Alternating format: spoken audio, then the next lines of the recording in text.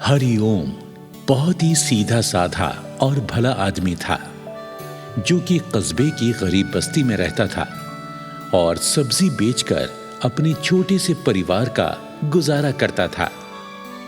हरिओम के परिवार में उसकी पत्नी तारा और 10 साल का बेटा राजू था।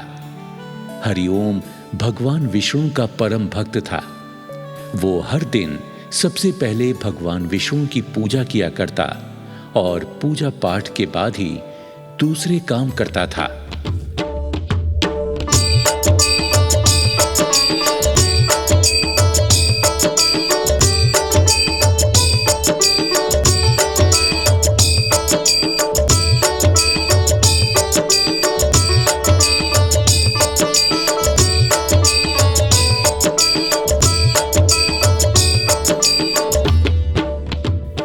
अपनी पूजा संपन्न करके हरिओम अपनी पत्नी तारा के पास आता है जो कि अपने बेटे राजू के साथ मिलकर हरिओम की हाथ रेहड़ी पर सब्जियां रख रही थी। हरिओम कहता है, तारा, तू तो बहुत अच्छी पत्नी है। अपने काम तो करती ही है, मेरे काम में भी हाथ बटाती है। अजी, गृहस्थी की गाड़ी तो दोनों पहियों पर चला करे। हमारी गृहस्थी का एक पहिया मैं हूँ तो दूसरा पहिया तुम हो। तभी राजू कहने लगा, और मैं गृहस्थी का क्या हूँ माँ? तू तू तो हमारी गृहस्थी का सुंदर सा राजकुमार है। अच्छा तारा, अब मैं सब्जी बेचने जाता हूँ। सब्जी ले लो, सब्जी, हरी हरी ताजा सब्जी, आलू, गोभी, गाजर, मूली, धनिया, मेथी, लाल टमाटर ले लो, सब्जी ले लो, सब्जी। हरिओम हमेशा अपने ग्राहकों से मीठे लहजे में बात करता था। यही कारण था कि हरिओम की सब्जियां हाथों हाथ बिक जाया करती थी। एक महिला सब्जी लेने के लिए आती है। ए भैया, गाजर क्या भाव दी है?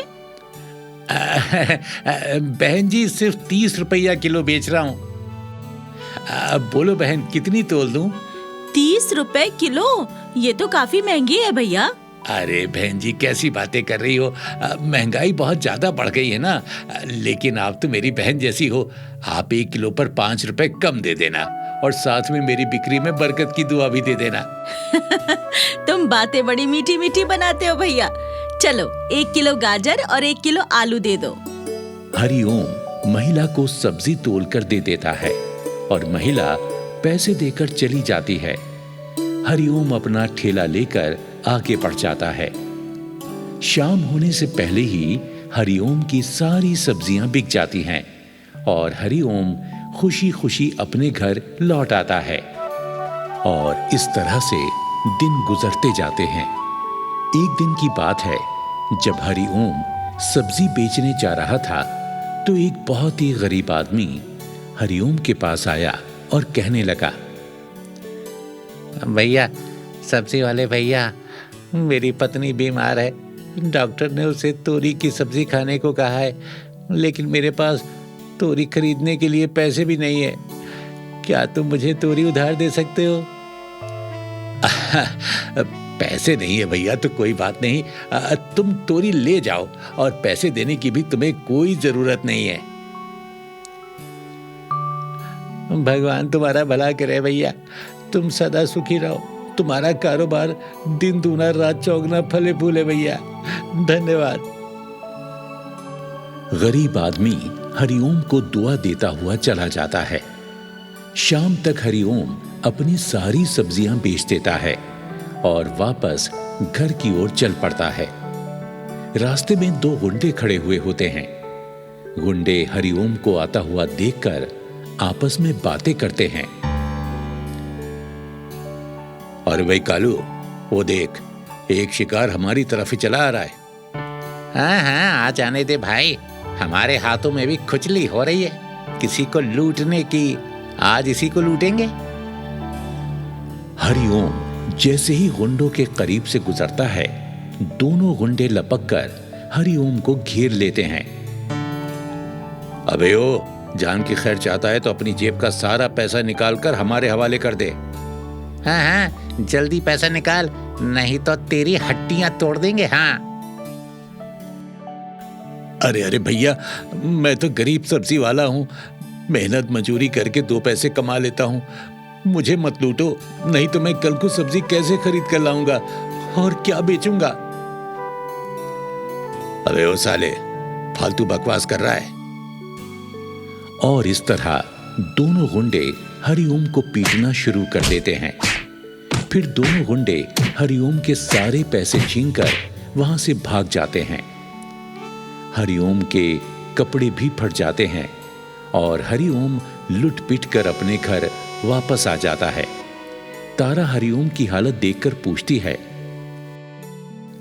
हाय हाय, ये तुम्हें क्या हुआ जी? तुम्हारे कपड़े क्यों फटे हुए हैं और तुम्हारे चेहरे पर ये खरोंचे कैसे लग गई? हरिओम तारा को अपने साथ घटी पूरी घटना सुना देता है।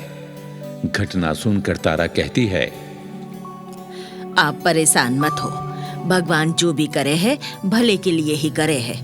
मैंने अपनी गुल्लक में कुछ रुपए बचा कर रखे हैं, आप उन पैसों से मंडी जाकर सब्जी खरीद लाना। हाँ, लो दवा पी लो।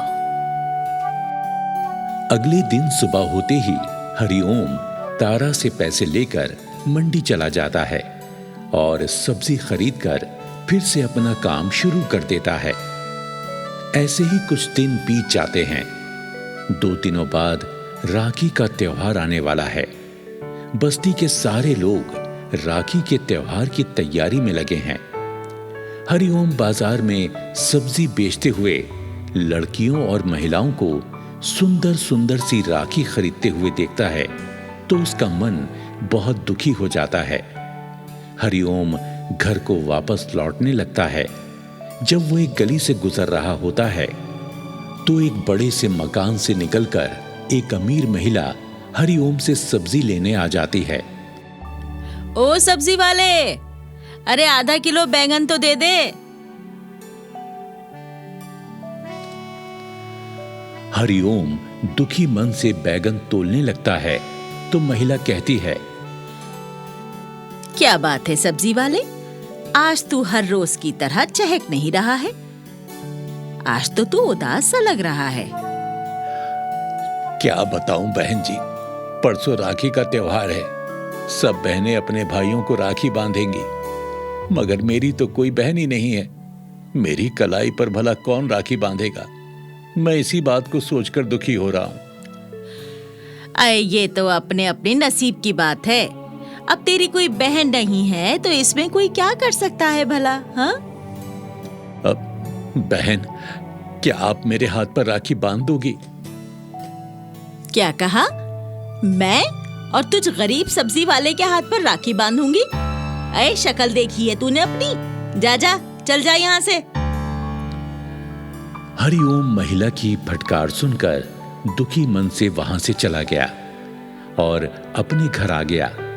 फिर 2 दिन बाद राखी वाला दिन भी आ गया। बस्ती में सभी बहनें अपने अपने भाइयों को राखी बांधती हैं। हरिओम ये सब देखकर और ज्यादा उदास हो जाता है। फिर वो भगवान विष्णु की मूर्ति के सामने बैठकर रोने लगता है और भगवान जी से अपना दुखड़ा रोता है। भगवान जी, आपने एक तो मेरे भाग्य में गरीब होना लिख दिया, ऊपर से मुझे किसी बहन के भाई होने का भी सुख नहीं दिया। कोई बहन ना होने का दुख मुझे बहुत कचोटता है। भगवान, काश मेरी भी एक बहन होती तो आज वो भी मुझे राखी बांधती। मैं क्या करूं भगवान, मैं क्या करूं?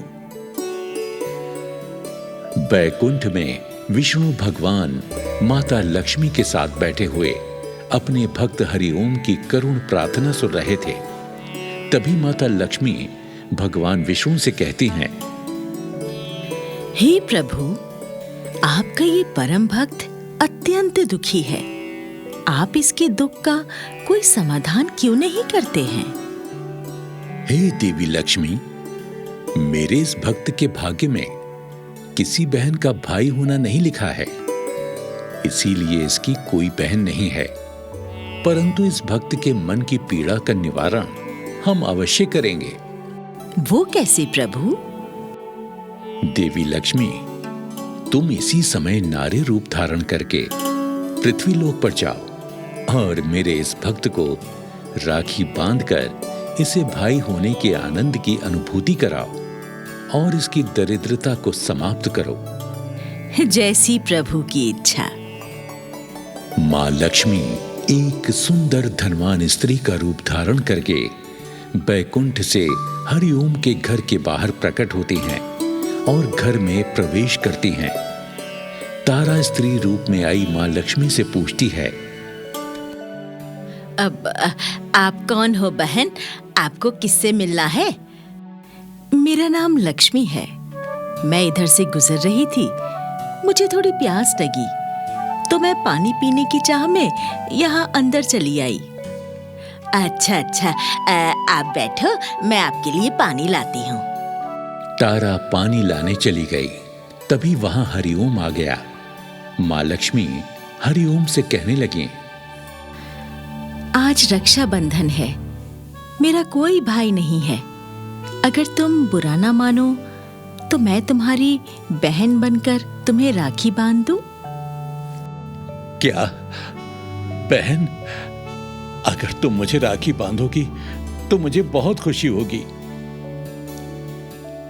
माँ लक्ष्मी हरिओम की कलाई पर सुंदर सी राखी बांध देती हैं और हरिओम 51 रुपए लक्ष्मी माँ को देकर कहता है, बहन, तुम्हारा ये गरीब भाई 51 रुपए से ज्यादा की भेंट तुम्हें देने में असमर्थ है। तुम इसे स्वीकार कर लो। एक बहन के लिए भाई द्वारा दिए गए 51 रुपए 51 करोड़ से भी अधिक मूल्यवान हैं भाई। फिर लक्ष्मी माँ हरिओम के बेटे राजू को कपड़े की एक थैली देकर कहती हैं, लो बेटा, इस बुआ की तरफ से तुम्हारे लिए ये छोटा सा उपहार है। इस थैली को मेरे जाने के बाद ही खोलना। हाँ? माँ लक्ष्मी वहां से चली जाती हैं। फिर हरिओम थैली को खोलकर देखता है। थैली के अंदर से 3 हीरे निकलते हैं। हीरों को देखकर तीनों की आंखें खुशी से चमक उठती हैं। तारा कहती है, अजी पता नहीं वो भली स्त्री कौन थी जो हमें ये कीमती हीरे उपहार में देकर चली गई। नहीं तारा, मैं समझ गया। वो मेरी बहना साक्षात मां लक्ष्मी थी। जय हो माता। आज मेरी भक्ति सफल हो गई। मेरे मन की पीड़ा भी मिट गई, मेरी गरीबी भी दूर हो गई और हमें लक्ष्मी मैया के दर्शन भी हो गए। उसके बाद हरिओम उन हीरों को बेच देता है और उन पैसों से एक अच्छा घर खरीदता है और सब्जी का थोक व्यापार शुरू कर देता है और कुछ ही दिनों में काफी अमीर आदमी बन जाता है।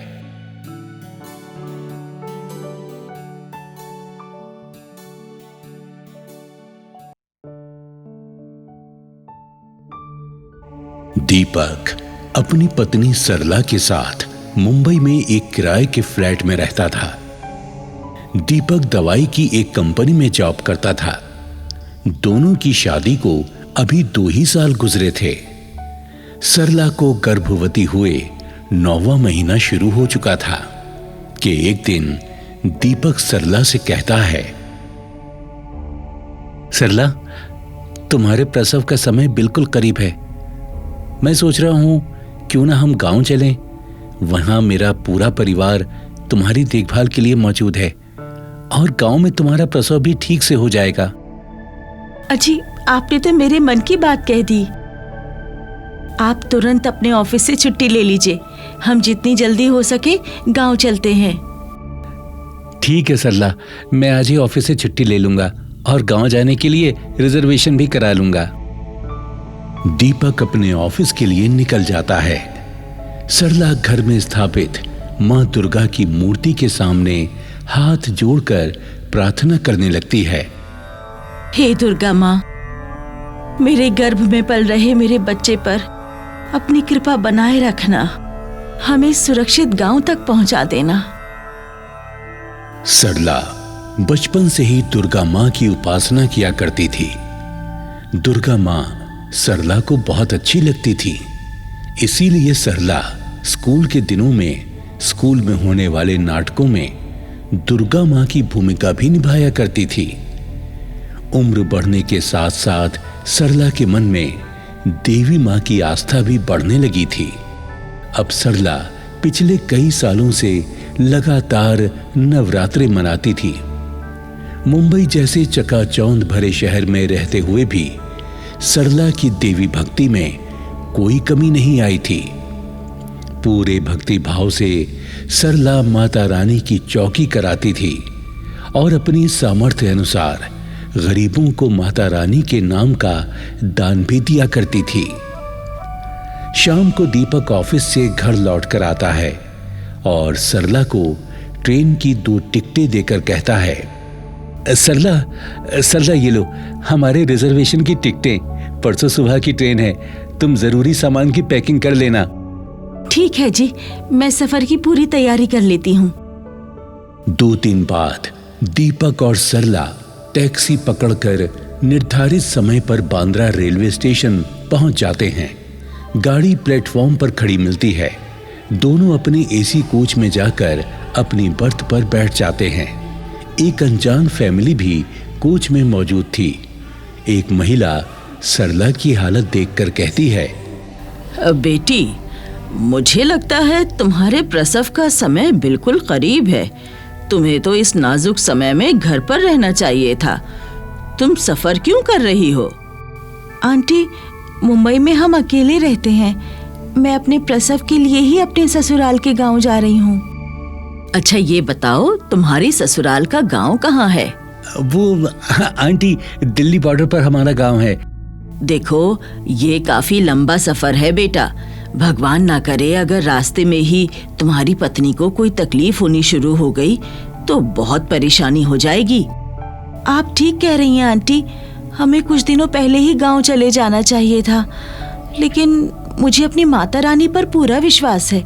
माता रानी मुझे कोई परेशानी नहीं होने देंगी। अपने निर्धारित समय पर ट्रेन स्टेशन से छूट जाती है। ट्रेन तेज गति से दौड़ती चली जा रही थी। खिड़की के पास बैठी हुई सरला बड़े मजे से बाहर के नजारों को देख रही थी। अभी ट्रेन को चलते हुए कुछ ही घंटे बीते थे कि अचानक सरला को प्रसव पीड़ा होनी शुरू हो जाती है। दीपक, मुझे बहुत तेज का दर्द हो रहा है। जल्दी कुछ करो, मेरी जान निकली जा रही है। सरला की तड़प देखकर दीपक बुरी तरह परेशान हो जाता है। सरला, मैं क्या करूं? चलती ट्रेन में मैं तुम्हारे लिए क्या कर सकता हूं सरला? जब किसी स्टेशन पर ट्रेन रुकेगी तभी तो मैं तुम्हें किसी हॉस्पिटल लेकर जा पाऊंगा। बेटा, 4 घंटों से पहले कोई स्टेशन नहीं आने वाला है। तुम ट्रेन के स्टाफ से जाकर बात करो। हो सकता है ट्रेन में कोई डॉक्टर भी सफर कर रहा हो। वो लिस्ट देखकर तुम्हें बता देंगे तो तुम डॉक्टर को बुला लाना। आंटी, आप मेरी पत्नी का ख्याल रखिएगा। मैं जाकर रेल स्टाफ से बात करता हूँ। दीपक वहां से चला जाता है। महिला सरला को संभालते हुए कहती है, बेटी, तुम घबराओ मत। इस दर्द को सहन करने की कोशिश करो। भगवान ने चाहा तो सब ठीक हो जाएगा। आंटी, बहुत भयंकर दर्द हो रहा है, सहन नहीं हो रहा। मैं क्या करूं? तभी दीपक वापस आता है और बताता है, सरला, ट्रेन में कोई डॉक्टर मौजूद नहीं है। अब मैं क्या करूं? हे भगवान, मेरी सरला पर दया करो। और दीपक की आंखों से टप टप आंसू बहने लगते हैं। सरला भी अब माता रानी से प्रार्थना करने लगती है। हे माता रानी, तू तो कष्ट हरनी है, मेरा कष्ट भी दूर कर दे मैया। मेरी रक्षा कर दुर्गा मैया, मेरी रक्षा कर। तभी एक लेडी डॉक्टर अपना बैग लिए कंपार्टमेंट में आती है और कहती है, देखिए मैं डॉक्टर हूँ, मुझे रेल स्टाफ ने बताया कि इस बर्थ पर किसी की तबीयत खराब है। इस तरह अचानक लेडी डॉक्टर के पहुंच जाने पर सभी लोग हतप्रभ रह जाते हैं। दीपक कहता है, डॉक्टर साहिबा मेरी पत्नी को प्रसव पीड़ा हो रही है, जरा देख लीजिए। डॉक्टर सरला पर नजर डालकर कहती है, देखिए सारे जेंट्स कृपया करके दूसरे कंपार्टमेंट में चले जाएं। सारे जेंट्स वहां से चले जाते हैं। डॉक्टर अपना बैग खोलकर इंजेक्शन भरती है और सरला को लगाने लगती है। सरला को लेडी डॉक्टर में दुर्गा माँ की छवि नजर आने लगती है। सरला समझ जाती है कि उसकी पुकार सुनकर लेडी डॉक्टर के रूप में स्वयं माँ दुर्गा ही उसका प्रसव कराने आई हैं। वहां पर मौजूद दूसरी महिलाओं को वो लेडी डॉक्टर ही नजर आती है। कुछ ही देर बाद सरला एक सुंदर सी बेटी को जन्म देती है और फिर लेडी डॉक्टर सरला से कहती है, लगता है तुम पर दुर्गा माँ की बड़ी कृपा है, तभी तो देखो इतनी कठिन परिस्थिति में तुम्हारी डिलीवरी कराने के लिए मैं अचानक यहाँ पहुँच गई। तुम्हारी बेटी बहुत प्यारी है, मेरा आशीर्वाद हमेशा इसके साथ रहेगा। आज मेरी भक्ति का फल मुझे मिल गया है, मुझे मेरी देवी के दर्शन भी हो गए और बेटी के रूप में देवी का वरदान भी मिल गया। मेरा जीवन सफल हो गया। फिर लेडी डॉक्टर अपना बैग लेकर वहां से चली जाती है। सरला अपनी बेटी को खूब प्यार करने लगती है। फिर दीपक भी वहां आ जाता है और अपनी पत्नी व बच्ची को सही सलामत देखकर बहुत खुश होता है। भगवान तेरा शुक्र है, तुमने हम पर आई मुसीबत टाल दी। अरे सरला, वो लेडी डॉक्टर कहाँ चली गई? वो डॉक्टर के रूप में देवी थी, अचानक आई और मेरा कष्ट हरकर चली गई। उसके बाद दोनों पति पत्नी अगले दिन सुरक्षित दिल्ली पहुंच गए और वहां से अपने गांव चले गए।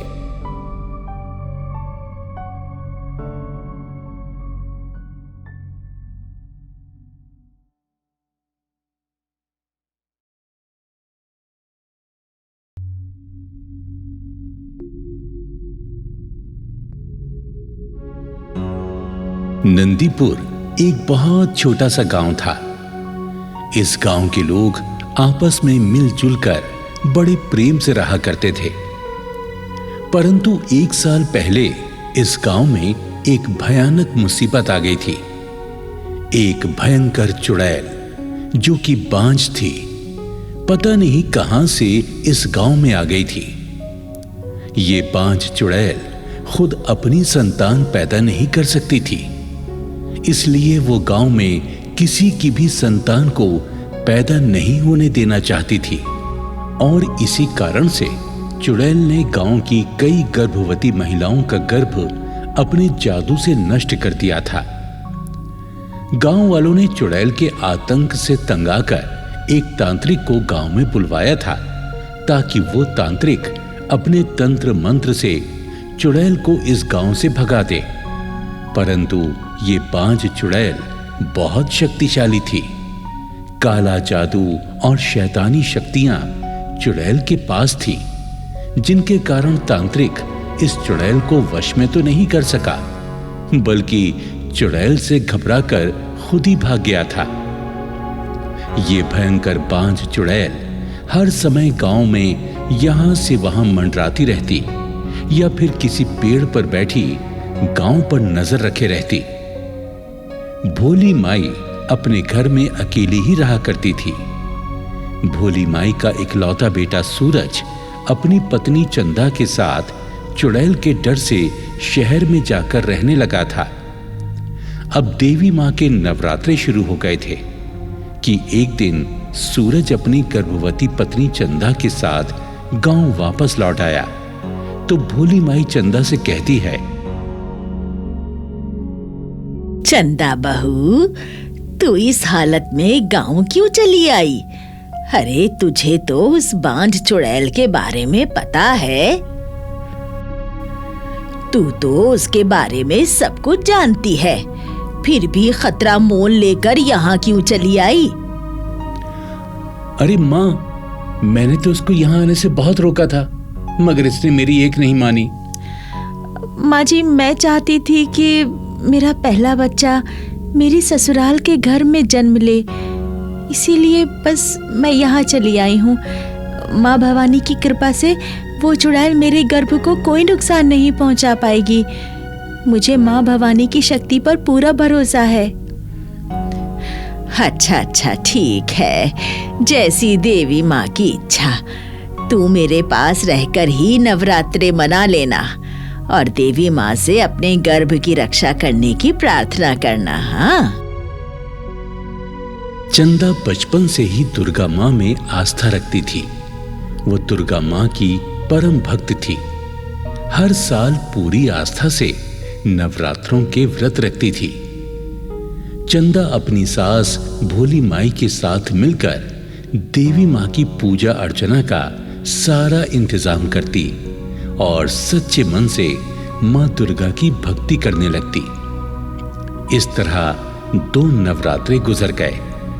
अगले दिन चंदा जब घर के बाहर लगे हैंडपंप पर पानी की बाल्टी भर रही थी तो पेड़ पर बैठी हुई बांझ चुड़ैल चंदा के गर्भ को देख लेती है।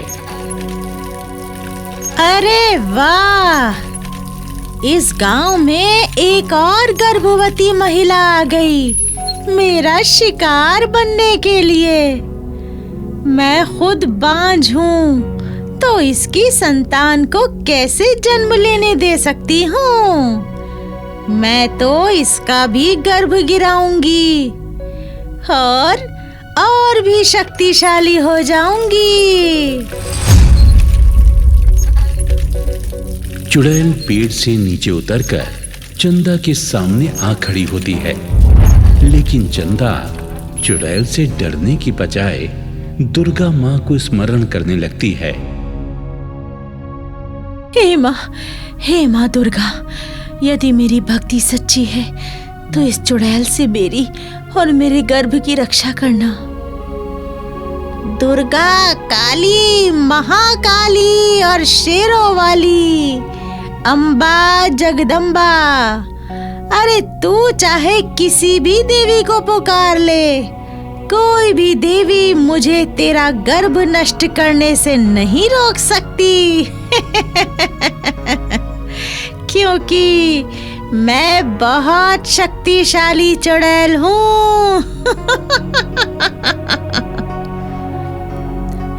तू अभी भक्ति की शक्ति को नहीं जानती चुड़ैल। मुझे देवी माँ पर पूरा विश्वास है, वो मेरे गर्भ की रक्षा जरूर करेंगी। देख लूंगी मैं तेरी देवी माँ को भी, देख लूंगी। चुड़ैल अपने पंजे के नाखूनों को चाकू जितने लंबे कर लेती है और अपने नाखूनों को चंदा के पेट में जैसे ही मारने लगती है कि अचानक हवा का एक बहुत तेज घूमता हुआ बवंडर वहां आता है और चुड़ैल को अपने अंदर लपेटकर उड़ा ले जाता है और गांव के बाहर वाले गंदे तालाब में ले जाकर डाल देता है। चंदा अपनी सास और पति को सारी घटना सुनाती है तो सूरज कहता है, चंदा, तुम दुर्गा माँ की भक्ति सच्चे मन से करती हो, इसलिए हर मुसीबत के समय माता रानी तुम्हारी मदद करती हैं। बहू, माता रानी की कृपा है तुझ पर, इसीलिए तू उस चुड़ैल से आज बच गई। लेकिन बेटा, वो चुड़ैल बड़ी दुष्ट है, वो फिर भी तुझ पर हमला कर सकती है, इसलिए तू घर से बाहर मत जाया कर। हाँ चंदा, माँ सही कह रही हैं। अरे घर से बाहर जाने वाले काम तुम मुझे बता दिया करो, मैं कर दिया करूंगा ना। और फिर नवरात्रों के आखिरी दिन चंदा अपनी सास से कहती है, माँ जी, आज आखिरी नवरात्र है, मुझे कन्या जिमानी है। आप गांव में जाकर कन्याओं को बुला लाओ। बहू, वो बांझ चुड़ैल माता रानी के नवरात्रों और नवरात्रे मनाने वालों से बहुत चिढ़ती है, इसलिए उसके डर से अब गांव वालों ने नवरात्रे मनाने ही छोड़ दिए हैं। ये तो बस तू है जिसने इस साल देवी माँ के नवरात्रे रखे हैं और पूरे विधि विधान के साथ देवी माँ की पूजा अर्चना भी की है। मुझे नहीं लगता कि कोई अपनी बच्चियों को हमारे घर जीमने भेजेगा। ऐसा करते हैं ना चंदा, हम गौ माता को ही जिमाकर नवरात्रि संपन्न कर लेते हैं। आखिर देवी माँ हमारी मजबूरी को भी तो जानती है ना। नहीं सूरज, मैं पूरे विधि विधान से ही अपने नवरात्रे संपन्न करूंगी। मुझे पूरा विश्वास है माँ दुर्गा मेरी पूजा में कोई भी अड़चन नहीं आने देंगी। सासू माँ, आप गांव में जाओ और कन्याओं को बुलाकर लाने की कोशिश करो। ठीक है बहू, जैसी तेरी इच्छा। मैं जाती हूँ कन्याओं को बुलाने। भोली माई गांव में उन लोगों के घर जाकर कन्या को जीमने भेजने का न्योता देती हैं, जिन घरों में छोटी कन्याएं थीं। अरे बेटी, हमारे घर कन्या जिमाई जाएंगी, तुम अपनी कन्या को हमारे घर भेज देना। अरे नहीं नहीं भोली माई, हमारी बेटी अगर तुम्हारे घर जीमने जाएगी तो चुड़ैल उसको मार डालेगी। ना बाबा ना, मैं नहीं भेजूंगी अपनी बेटी को। भोली माई गांव के कई घरों में जाती है, लेकिन सभी लोग कन्याओं को भेजने से इनकार कर देते हैं। भोली माई घर वापस आ जाती है। घर आकर भोली माई अपनी बहू चंदा को बताती है कि कोई भी अपनी कन्या को नहीं भेजना चाहता। ये सुनकर चंदा दुर्गा माँ के सामने रोने लगती है। हे दुर्गा मैया, मेरी भक्ति की लाज रख लो। बिना कन्याओं के मैं उद्यापन कैसे कर पाऊंगी? मेरी सहायता करो जगजननी, मेरी सहायता करो। इधर चंदा दुर्गा मैया से प्रार्थना कर रही थी और उधर चुड़ैल घर के सामने वाले पेड़ पर बैठी हुई चंदा की हालत पर हंस रही थी।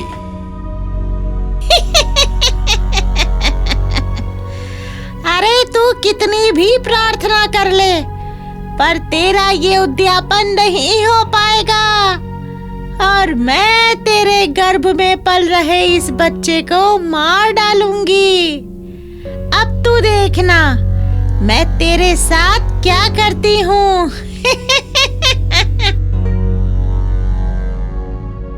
चुड़ैल अपने जादू से कन्याएं उत्पन्न करती है और खुद भी कन्या बनकर चंदा के घर आ जाती है। चंदा कन्याओं को देखकर बहुत खुश होती है और वो कन्याओं को बिठाकर भोजन कराने लगती है।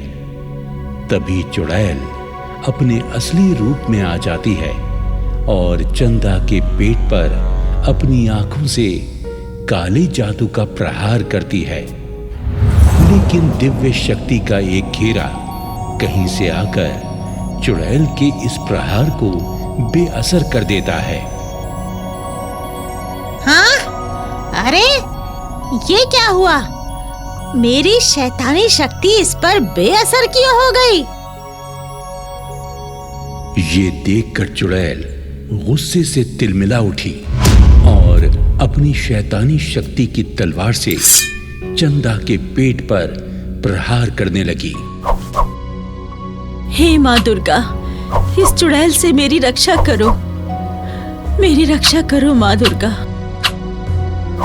तभी वहां बहुत तेज रोशनी होती है और रोशनी के अंदर से स्वयं माता रानी प्रकट हो जाती हैं।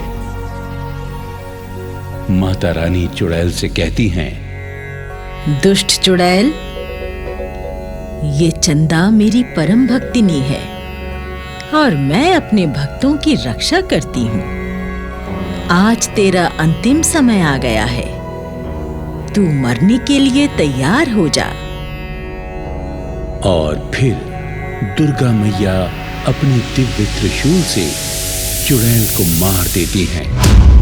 चुड़ैल के मरते ही चुड़ैल की मायावी कन्याएं और चुड़ैल का शरीर गायब हो जाता है।